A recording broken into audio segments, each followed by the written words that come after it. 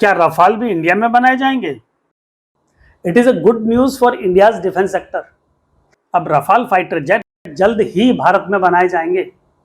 पूरा प्लेन नहीं, बल्कि इसका बहुत ही महत्वपूर्ण हिस्सा। तो अगर ये वीडियो आपको पसंद आए तो लाइक और सब्सक्राइब जरूर कर लीजिएगा। चलिए शुरू करते हैं। ये रफाल का सौदा डसॉ और टाटा के बीच में हुआ है। डसॉ फ्रेंच कंपनी है जो रफाल जेट बनाती है।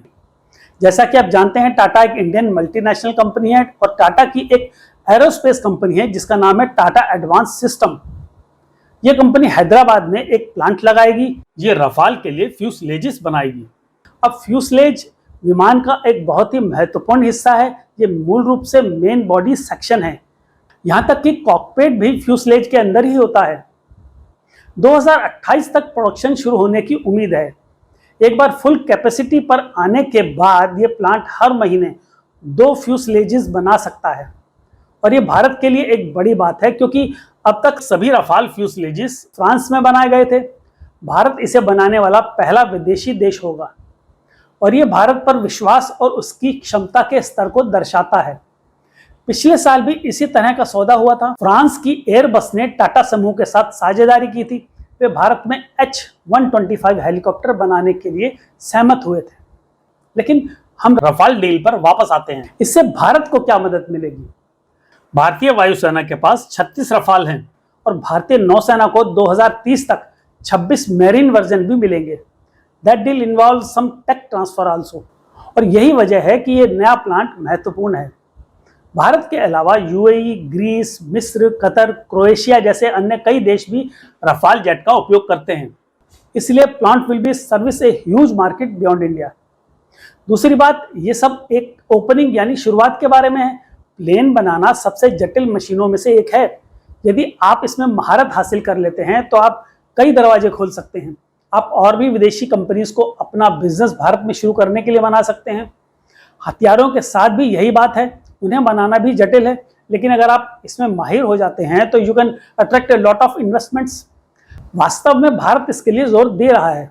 India is asking to western defence and aerospace firms to set up plant, ताकि वे मेक इन इंडिया विजन में शामिल हो सकें।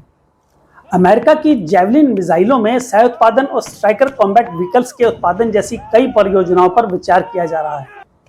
अब इम्पॉर्टेंट ये है कि इन चीज़ों को जल्दी से जल्दी पूरा किया जाए और जेवलिन जैसी परियोजनाओं पर भी ध्यान दें। ये मिसाइल रेथियन और लॉकहीड मार्टिन द्वारा बनाई गई है। 2020 में उन्होंने भारत डायनामिक्स के साथ एक समझौते पर हस्ताक्षर किए, जो एक सरकारी रक्षा फर्म है। लेकिन 5 साल के बाद भी कोई हलचल नहीं है। अमेरिकी कंपनियां अभी भी को प्रोडक्शन की संभावना तलाश रही हैं और इसका एक बड़ा कारण अमेरिकी पॉलिटिक्स है। वे अपने हथियारों को लेकर बहुत सतर्क हैं। वे आसानी से टेक्नोलॉजी शेयर नहीं करते या को प्रोड्यूस नहीं करते।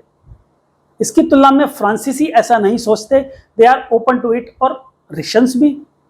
रशिया कथित तौर पर भारत को Su-57 जेट बेचने के लिए तैयार है। वास्तव में उन्होंने लोकल प्रोडक्शन की भी पेशकश की है और भारत को ऐसे प्रस्तावों का लाभ उठाना चाहिए। हमें इन सौदों को सुरक्षित करने के लिए अपने मार्केट पावर का उपयोग करना चाहिए, क्योंकि आज भारत दुनिया का दूसरा सबसे बड़ा हथियार इंपोर्टर है और इससे हमें सौदेबाजी यानी बार्गेनिंग की शक्ति मिलती है। हाँ, हम विदेशी हथियार खरीद सकते हैं, लेकिन हम टेक ट्रांसफर और लोकल प्रोडक्शन पर भी जोर दे सकते हैं। इससे इवेंचुअली एक मजबूत डोमेस्टिक डिफेंस सेक्टर का निर्माण होगा। पिछले साल भारत का रक्षा उत्पादन 1.46 ट्रिलियन रुपीस था। यह लगभग $17 बिलियन के करीब है। प्राइवेट सेक्टर ने इसका 22% हिस्सा बनाया। एक्सपोर्ट भी बढ़ रहा है। पिछले साल ये 2.7 बिलियन को पार कर गया था। अभी तक इसमें सबसे ज्यादा पार्ट्स और स्मॉल आर्म्स यानी छोटे हथियार थे। भारत का मिशन जेट, वॉरशिप और मिसाइल जैसे अत्याधुनिक हथियार बनाना है और यहीं पर राफेल जैसे सौदे महत्वपूर्ण हैं। वे भारतीय उत्पादों को विश्वसनीयता देते हैं। लेट्स होप कि हम इस पर काम कर सकें। अपनी राय कमेंट बॉक्स में जरूर लिखकर बताइएगा। अपना ध्यान रखिए, खुश रहिए। नमस्कार।